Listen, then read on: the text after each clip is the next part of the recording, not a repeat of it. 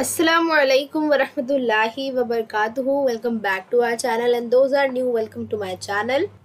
सो आज जो है हम लोगों ने जो है इससे पहले सेकंड चैप्टर किया था उर्दू का, और थर्ड चैप्टर जो है वो साल 2021-22 के लिए रिड्यूस कर दिया गया है. सो आज जो है हम फोर्थ चैप्टर ओवरकोट, जिसे गुलाम अब्बास ने लिखा है, उसके मुतालिक देखने वाले, उसके क्वेश्चन आंसर्स देखने वाले.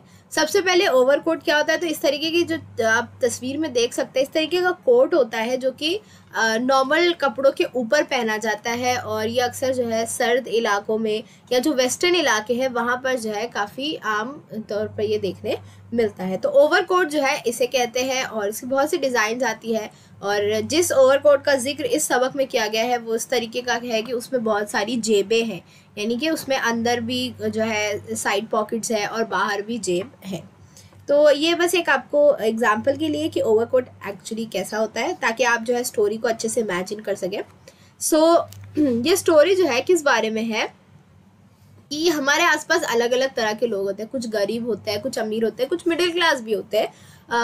कुछ लोग जो है ऐसे होते हैं जिनको ज़िंदगी की आराम और आसाइश नहीं मिल पाती, ज़िंदगी की नेमतें नहीं मिल पाती है, तो वो दूसरों को देखकर खुश होते हैं, सब्र कर लेते हैं. लेकिन कुछ लोग ऐसे भी होते हैं जिनको जो है ज़िंदगी की इस तरह की नेमतें नहीं मिलती, आराम और आसाइश जो लग्जरीज़ है वो ज़िंदगी में नहीं मिलती, लेकिन उनका ज़िंदगी गुजारने का, उनका खुश होने का, उनका मज़े करने का एक अपना ही तरीका होता है. तो यहाँ पर भी जो है एक किरदार जो नौजवान का बताया गया है वो भी जो है कुछ इसी किस्म का है, जो कि अपनी गुर्बत और महरूमी, यानी उसके पास कुछ नहीं है, वो गरीब इंसान है, लेकिन फिर भी जो है वो किस तरीके से अपने आप को समाज के सामने जो है एक आसूदा हाल, एक खुशहाल, एक जो है वेल सेटल्ड, बेफिक्र इंसान बनाकर पेश करता है. मुसन्निफ ने इस अफसाने के ज़रिए उन लोगों पर गहरा तंज किया जो ज़ाहिरी शान और शौकत के दिलदादा होते हैं और अपनी हैसियत को भूलकर अमीरों की नक्काली करते हैं. ऐसा करने से समाज में उन्हें आर्जी तौर पर इज्जत तो मिल जाती, मगर आखिर में निदामत और जिल्लत ही उनके हाथ आती है. ओवरकोट फैशन और ज़ाहिर परस्ती की अलामत बनकर उभरता है. यानी इस जब आप देखेंगे, जब आपकी कहानी शुरू होती है, उस वक्त जो है उसके ओवरकोट की, उसके चलने की, उसका जो तरीका है, उन सब के बारे में बताया जाता है कि मतलब वो कितना अमीर रईस इंसान है, कितना रौबदार इंसान है. तो उसी चीज़ पर जो है मुसन्निफ ने तंज किया है कि जो लोग अपने आप को जो है अपनी हैसियत से बढ़कर दिखाते हैं और जो है समाज में ऐसा बनना चाहते हैं कि बस हमसे बढ़कर तो कोई है ही नहीं, लेकिन वो अपनी असल हैसियत भूल जाते हैं और अमीरों की तरह बनने की कोशिश करते हैं. ना कि वो ऐसा नहीं रहते जैसे वो खुद है, बल्कि ऐसा दिखाना चाहते हैं कि हम जो है बहुत बड़े इंसान हैं, बहुत रईस इंसान है. ऐसा करने से उन्हें इज्जत तो मिल जाती है. ऑफकोर्स समाज जो है वो आपको जैसा देखता है वैसा ही समझता है. तो जैसा हम अपने आप को प्रिटेंड करते हैं बाहर से, और जिस तरह की हमारी जो है वेशभूषा होती है, हमारा जो पहनना होता है, रहन सहन होता है, उसके हिसाब से जो है अजनबिया या जो समाज के लोग हैं जो हमें जानते नहीं है वो हमें वैसे ही जज करते हैं. तो हमें इज्जत तो मिल जाती है ऐसा बन ठन के घूमने से. लेकिन आखिर में जब इसका एक्सीडेंट हुआ, नौजवान का एक्सीडेंट हुआ, जब वो सर्जरी रूम में पहुंचा और वहाँ पर जब उसका ओवरकोट निकाला गया, तब जो है उसमें देखे उन लोगों ने कि इस शख्स की मतलब ये इतना गरीबुल हाल है कि इसके पास जो है अंदर पहनने के लिए कमीज़ तक नहीं है. उसने एक जो है पुराना सा स्वेटर पहना हुआ है और जो है उसकी पैंट बहुत बोसीदा है, मतलब ये बिल्कुल ख़राब हालत में है. लेकिन ऊपर से उसने ओवरकोट चढ़ा दिया ताकि वो समाज के सामने एक खुशहाल इंसान, एक वेल सेटल इंसान दिख सके. तो इसमें जो ये ओवरकोट है ये फैशन की, बड़े लोगों की जो है एक अलामत बनकर बताई गई है. तो ये पूरी स्टोरी है, ये पूरा मतलब और मकसद है राइटर का इस चीज़ को लिखने का. अब ये चीज़ अगर आपकी समझ में आ गई तो आप काफ़ी सारे क्वेश्चंस के आंसर लिख सकते हैं. सबसे पहले जो हमको कुछ वेब खाके दिए गए, जैसे कि नौजवान की तराश खराश, यानी उसकी फिजिकल अपीयरेंस या उसकी जो बनावट थी तो वो फैशनेबल दिख रहा था. चमकते हुए बाल थे, सर पर सब्ज फ्लैट हेड थी जो कि जो ओवरकोट के साथ अक्सर पहनी जाती है स्पेशली वेस्टर्न इलाकों में, और लंबी लंबी कलमें, बारीक बारीक मूछें थी और सफ़ेद सिल्क का गोबंद था, यानी जो गले में पहनते शायद वो. और नौजवान के ओवरकोट के मुतालिक तो उसका जो कपड़ा था वो खूब बढ़िया कपड़ा था. सिलाई भी किसी माहिर दर्जी की दिख रही थी. कॉलर खूब जमा हुआ था, एकदम कड़क कॉलर था, और जो क्रीज है नहीं मतलब उस पर जो है बिल्कुल कोई जो है सिलवटें नहीं थी, एकदम मतलब कड़क टाइट इस्त्री किया हुआ था. और बटन जो है वो सींग के बड़े बड़े चमकते हुए बटन थे, यानी कि बहुत ही खूबसूरत सा ओवरकोट था वो. अब जो है झेल की सरगर्मियां हिदायत के मुताबिक मुकम्मल कीजिए। इसमें आपको कुछ 1 मार्क के, 2 मार्क के, 3 मार्क के क्वेश्चन मिलेंगे जो कि आपको पैसेज से सॉल्व करके, पैसेज से देखकर या पैसेज को समझ कर लिखना होता है।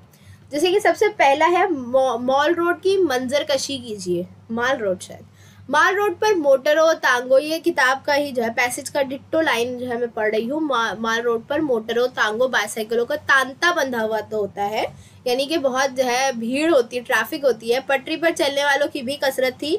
सड़क की 2 रवैया दुकानों में खरीदो फरोख का बाजार भी गर्म था। जिन कम नसीबों को न तफरीह तबी की इस्तात थी, न खरीदो फरोख की, वो दूर ही से खड़े खड़े तफरीह गाहों और दुकानों की रंगारंग रोशनियों से जी बहला रहे थे। यानी ऐसे लोग जो खरीदो फरोख नहीं कर सकते हैं, तफरीह नहीं कर सकते हैं, वो लोग सिर्फ दूर खड़े होकर देख रहे थे। तो ये जो है एक पैसेज में से हमने डिट्टो सेम लिख दिया। फिर जो है नौजवान ने सीमेंट की बेंच पर बैठने पर जो कुछ देखा उसे बयान कीजिए। एक चीज़ और कि ये जो लिखा गया है ये जो है थोड़ी ओल्ड इंडिया के हिसाब से लिखा गया है, यानी कि आप आज का दौर इमेजिन ना करें। आप जो है जो फिल्मों में आप लोगों ने 90s का दौर देखा होगा, जिस तरीके से उस वक्त लोग रहते हैं, जब अंग्रेज़ों का दौर पीक पे था या अंग्रेज़ों के जो जाने के बाद जो 1950-70s वाला दौर था, वो थोड़ा इमेजिन करिए तो आपको ये स्टोरी ज़्यादा जो है एप्लीकेबल लगेगी। ये भी जो है किताब का ही है। नौजवान सीमेंट की बेंच पर बैठा अपने सामने से गुजरते जन और मर्द को, जन यानी औरत, मर्द यानी जो आदमी, गौर से देख रहा था। उसकी नज़र उनके चेहरों से कहीं ज़्यादा उनके लिबास पर पड़ती थी। इनमें हर वजह और हर कमाश के लोग थे, यानी हर तरह के लोग थे। बड़े बड़े ताजिर, सरकारी अफसर, लीडर, फनकार, कॉलेज के तलबा तालिबात, नर्सें, अखबार के नुमाइंदे, दफ्तर के बाबू यानी सरकारी ऑफिसर्स। ज़्यादातर लोग ओवरकोट ही पहने हुए थे और हर किस्म के ओवरकोट थे, यानी बेशकीमत ओवरकोट से लेकर पुराने ओवरकोट जिन्हें नीलामी में ख़रीदा गया था। तो ये चीज़ें वो बेंच पर बैठ कर। अब है नौजवान की ओवरकोट की तफसील बयान कीजिए। तो नौजवान का अपना ओवरकोट था तो खासा पुराना, लेकिन उसका कपड़ा खूब बढ़िया था। फिर वो सिला हुआ भी किसी माहिर दर्जी का था। उसको देखने से मालूम होता था कि उसकी बहुत देखभाल की जाती है। कॉलर खूब जमा हुआ था। बाहों की यानी कि आस्तीन की जो क्रीज है बड़ी नुमाया थी। सिलवट कहीं नाम को भी नहीं थी, यानी कोई चुन नहीं था उसमें। बटन सींग के बड़े बड़े चमकते हुए थे और नौजवान इस कोट में बहुत मगन मालूम होता था। फिर जो है ये जब मौसीकी के आलात पर पहुंचा, मौसीकी के आलात की दुकान पर पहुंचा, घूमते घूमते एक म्यूजिक इंस्ट्रूमेंट शॉप पर पहुंचा, तो वहाँ की सरगर्मी को अपने जुमले में लिखना है। तो आप ये चीज़ जो है पैसेज से नकल मत कीजिए, बल्कि जो है उसे पढ़कर अपने से लिखिए। तो माल रोड पर की पटरी पर मटर गश्ती करते हुए वो आगे चला जा रहा था और थोड़ी दूर चलकर उसे एक अंग्रेजी मौसीकी के आलात की बड़ी सी दुकान नजर आई। वो बिला तकल्लुफ जो है अंदर चले गया, बिल्कुल कॉन्फिडेंटली अंदर चले गया और हर तरफ शीशे की अलमारी में तरह तरह के अंग्रेजी साज रखे हुए थे, यानी जो इंस्ट्रूमेंट्स थे वो वेस्टर्न म्यूजिक के थे, ना कि हमारे हिंदुस्तानी। एक हिस्पानवी गिटार जो एक खोटी से टंगा हुआ था। नौजवान ने नाकदाना नजर डाली और उसके साथ कीमत का टिकट लटक रहा था, उसे पढ़ा। फिर उसने ज़रा सा पीछे हटकर जो है एक जर्मन पियानो रखा हुआ था, तो उसके बाद पर्दों को टटोलकर उसने कवर बंद कर दिया। यानी बस ऐसी रैंडमली जो है वो देख रहा था इंस्ट्रूमेंट्स। फिर पियानो की आवाज़ सुनकर दुकानदार ने उससे पूछा कि सर कोई खिदमत, यानी मैं आपकी किसी तरह से मदद कर सकता हूँ। तो उसने मना कर दिया और कहा कि मुझे बस ग्रामोफोन रिकॉर्ड की लिस्ट दे दीजिए, और फिर वो लिस्ट लेकर उस दुकान से चला गया। तो ये जो है उसकी इंस्ट्रूमेंट की शॉप पर जो है उसकी एक्टिविटीज़ थी। फिर जो है वहाँ से निकलकर ऑपरेशन रूम के मंजर तक वो कैसे पहुँचा।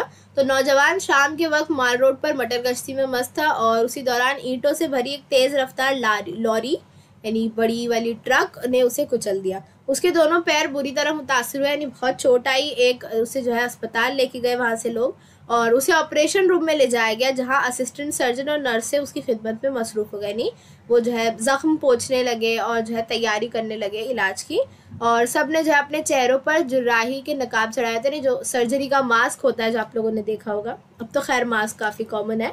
उसमें जो है सिर्फ आँखें दिखाई दे रही थी और जो ज़ख्मी नौजवान था उसे एक संगे मरमर की मेज़ पर लिटा दिया गया था। अब इसके आगे क्या होता है, जब वो लोग जो है नौजवान के ओवरकोट की जेबें देखते हैं तो उसमें एक छोटी सी कंघी निकलती है, जो कि लोग अक्सर अपने साथ रखते हैं जब वो लोग कहीं जाते हैं। तो एक छोटी सी डायरी है, एक बुझा हुआ सिगरेट है, एक रुमाल था और 6.5 आने जो है उसमें से निकला, नहीं सिर्फ 6.5 आने जो है पैसा उसमें से निकला था। अब जो है नौजवान की मटर गश्ती को सिलसिलेवार लिखी और उसका रवा खाका बनाए। रवा खाका यानी फ्लो चार्ट होता है। अब यहाँ मैंने इसीलिए नहीं बनाया है क्योंकि आपको जो पैसेज दिया होगा उसमें उसकी जो एक्टिविटीज़ होगी उसके हिसाब से आपको बनाना है। अब फॉर एग्जाम्पल आपको अगर शुरू में दिया हुआ है तो वो शुरू में जो है थोड़ा चलते हुए आता है, मतलब पहले वो थोड़ा सा अपनी जो है छड़ी लेकर घूमता है, उसके बाद वो बेंच पर, सीमेंट की बेंच पर बैठ के देखता है, फिर शायद वो मौसीकी के आलात की दुकान में घुसता है, फिर उसके बाद जो है वो रोड पर पटरी पर घूमता है और वहाँ से उसको टक्कर होती है। तो इस तरीके से मतलब जो पैसेज आपको दिया गया है उसमें उसने जो चीज़ की है बस उसको आपको जो है एक के नीचे एक फ्लो चार्ट बनाकर लिखना है। तो ये जो है टोटली डिपेंड होगा आपके पैसेज पर।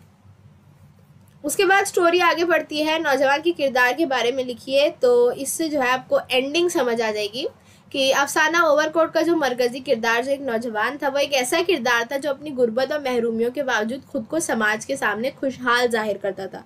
यानी जब सर्जरी रूम में, ऑपरेशन रूम में जब उसका ओवरकोट निकाला गया तो उसके अंदर से जो है बहुत गरीबुल हाल इंसान था वो, मतलब बिल्कुल आप इमेजिन नहीं कर सकते कि ओवरकोट में वो जितना शाही, जितना रईस लग रहा था, ओवरकोट निकालने के बाद उतनी ही जो है उसकी हालत ख़राब थी। ओवरकोट और फ्लैट हेड पहनकर वो अपनी चाल और तरीके से रईस जाहिर होता, लेकिन उसके हादसे और मौत के बाद ये सच्चाई जाहिर हुई कि ये नौजवान एक मुफलिस और एक काहिल इंसान था जो सिर्फ अमीरों की नक्काली करता था, अमीरों की तरह जो है रहता था ताकि लोग जो है उसे बड़ा आदमी समझे, उसे इज्जत दे। नौजवान की मौत के बाद सामने आने वाली उसकी शख्सियत के पहलू को तफसील से बयान कीजिए। तो नौजवान की मौत के बाद जब उसका ओवरकोट निकाला गया तो उसकी शख्सियत बिल्कुल मुख्तलिफ थी। जो शख्स एक खुशहाल और अमीर इंसान नज़र आ रहा था वो दरअसल एक इंतहाई गरीब आदमी निकला जिसके ओवरकोट के नीचे कमीज़ तक न थी, बस उसने एक जो है पुराना बोसीदा सा स्वेटर पहना हुआ था मेरे ख्याल में। नौजवान उन लोगों में से निकला जो अपनी गुर्बत और महरूमियों के बावजूद खुद को समाज में आसूदा हाल और बेफिक्र बनाकर पेश करता है। ये जो है स्टोरी थी। अब आते हैं हमारे ग्रामर में। तो पहले जो है जुमलों में इस्तेमाल है खरामा खरामा, यानी आराम आराम से, धीरे धीरे से। तो दादी अम्मा अपनी सेहत बेहतर करने के लिए खरामा खरामा बाग का चक्कर लगाती है, यानी आराम आराम से जो है वो चलती है ताकि उनकी सेहत बरकरार रहे। आपको भी थोड़ा चलना चाहिए सेहत बरकरार रखने के लिए। लंबी लंबी, तो मकर संक्रांति के रोज़ आसमान में लंबी लंबी तारों के साथ पतंग आपस में टकराती है।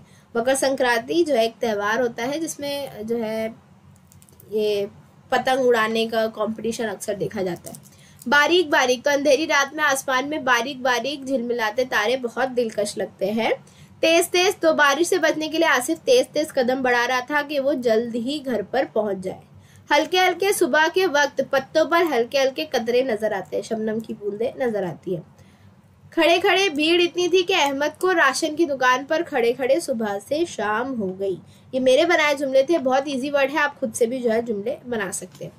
फिर जो है ग्रामर है, इसमें जो है आपको सबसे पहला सवाल है जुमले की किस्म बताकर नहवी तज्जिया करना है। तो जुमला देखिए, नौजवान का अपना ओवरकोट था तो खासा पुराना मगर उसका कपड़ा खूब बढ़िया था। तो ये जो है मखलूत जुमला होगा क्योंकि इसमें एक जुमला मुकम्मल है और एक जो है डिपेंडेंट है। अब जो है इसका नहवी तज्जिया करना है। तो तज्जिया कैसे किया जाता है, आपको इसको सब्जेक्ट एंड प्रेडिकेट में अलग करना है, यानी मुब्तदा और खबर में अलग करना है। तो ये जो है इस तरीके से होगा। तो पहला जो है, अब ये क्योंकि मखलूत जुमला है, मखलूत और मुरक्कब में जो है आपका बॉक्स थोड़ा बड़ा बनता है क्योंकि इसमें दो अलग अलग जुमलों को जोड़ा जाता है। तो पहला जुमला है, नौजवान का अपना ओवरकोट था तो खासा पुराना। इसमें जो नौजवान का है वो सब्जेक्ट है, मुब्तदा है, और जो दूसरा जुमला का हिस्सा है यानी अपना ओवरकोट था तो खासा पुराना, ये जो है खबर होगी। फिर मगर जो है एक लफ्ज़ इस्तेमाल हुआ, इसे कहेंगे हुरूफ अतफ, ये कंजंक्शन है, इसने इसे जोड़ा है जुमलों को, तो ये हो गया हुरूफ अतफ। उसके बाद जो दूसरा जुमला है, उसका कपड़ा खूब बढ़िया था, तो उसका जो है मुब्तदा होगा और कपड़ा खूब बढ़िया था, ये जो है खबर नंबर 2 होगी। तो इस तरीके से आपको इसका नहवी तज्जिया करना है। फिर है, अब उसके कपड़े उतारे जा रहे थे, जुमले का तौर तब्दील कीजिए। तो ये जो है पहले तौरे मादूला में लिखेंगे कपड़े उतरे, और तौरे मारूफ में अब उसने कपड़े उतारे, और जो जुमला दिया है वो तौरे मजहूल का है। फिर जो नेक्स्ट है, कितने अफसोस की बात है, ये फजाइया जुमला है, एक्सक्लेमेशन मार्क इस्तेमाल हुआ है, इसे बयानिया जुमला में तब्दील करना है, यानी सादे जुमले में तब्दील करना है। तो अब जो है हम कहेंगे अगर कि कितने अफसोस की बात है, तो इसमें हमारा मतलब क्या होता है कि ये बहुत बहुत ज़्यादा अफसोस की बात है, तो हम लिखेंगे कि ये बहुत अफसोस की बात है। जब भी आपको कोई फजाया जुमला है, आप बस दिल में सोचिए कि इसके पीछे मानी क्या है, और फिर वही आपका बयानिया जुमला हो जाएगा। मतलब उर्दू में तो इतना ही आसान है, इंग्लिश में आपको थोड़ा ज़्यादा ध्यान देना होता है। उसके होठों पर एक मुस्कुराहट नमूदार हुई। इसमें जो मुस्कुराहट लफ्ज है इसकी फेली शक्ल इस्तेमाल करते हुए जुमला दोबारा लिखना। नहीं, मुस्कुराहट का फेल यानी वर्ब क्या होगा, मुस्कुराना। जैसे हम जो है नाउन फॉर्म और वर्ब फॉर्म करते हैं बिल्कुल उसी तरीके से मुस्कुराहट इस्म है, मुस्कुराना उसका वर्ब फॉर्म फेली शक्ल होगा। तो उसके होठों पर एक मुस्कुराहट नमूदार हुई यानी कि वो मुस्कुरा दिया, तो हम लिखेंगे वो मुस्कुरा दिया। तो इस तरीके से ये वाला जो है ग्रामर होगा। And with that note will end this video. उम्मीद है आपको ये वीडियो समझ में आया होगा। इफ सो प्लीज वीडियो को लाइक करिए एंड कमेंट करिए if you have any doubt. Share it with your classmates and friend. Thank you very much for watching. Take care, bye bye.